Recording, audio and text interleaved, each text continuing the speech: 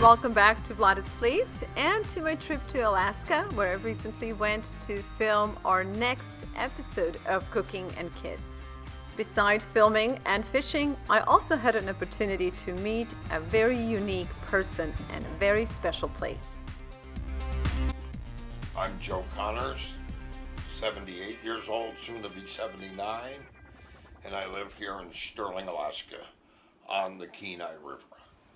The salmon-rich Kenai River has literally been in Joe's family backyard for over 45 years.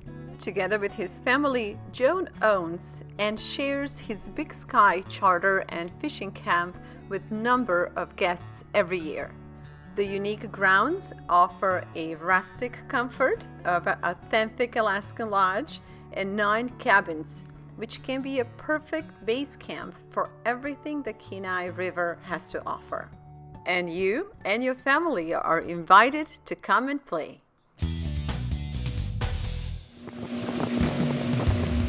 Big Sky offers spectacular river or open sea salmon and halibut fishing.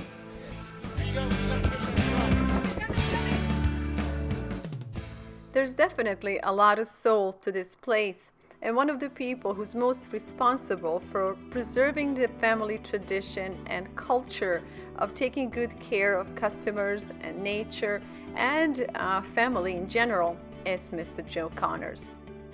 I was very interested to learn more about Mr. Connors and to get his perspective on family, community, and country. So, I had a bachelor's degree, and then before I did anything else, it was Vietnam and the draft. And so since I had a bachelor's degree, I volunteered. And I got my choice. So I chose the Army, chose to be in the military police, became an officer. And it was incredible. I mean, I actually was a captain in 2.5 years, 160 people under my command. I was the commander of a military police company. So how did it feel to serve your country like that? I loved it. I loved it. Would you do it again? Oh yeah. I've thought lately, like, could they take me now? Which they won't. But yeah, there's no place like this country. If your sons and grandsons are called to go and serve, would you support that? Oh, absolutely. Absolutely. No. Matter of fact, I'll tell you a story. My family my mom's side of the family was called the Zerellas, Zerrilla. We actually had 7 boys and a woman in the service at the same time. I had an aunt who was a Marine in the 50s, 1950s. And then I had 3 uncles all serving on the aircraft carrier, the Oriskany, on the fantail gun, which they weren't supposed to do because of the Sullivan boys getting killed all together on one aircraft carrier.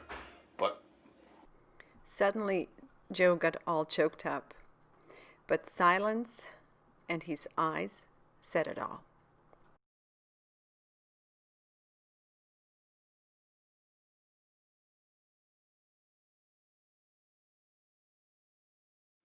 yeah, my brother served.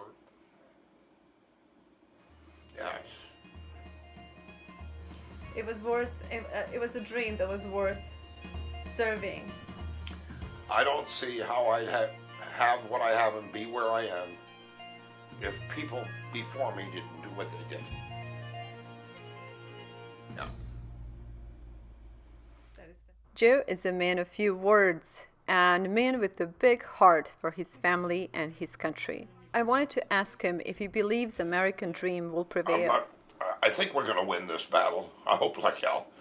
But it's a critical time right now. It's really, really critical because do more people think that it should be free and have no values and have no, truth, and we can just say anything and I'm not responsible for whatever I say, just make it up as I go, change the words, change the language.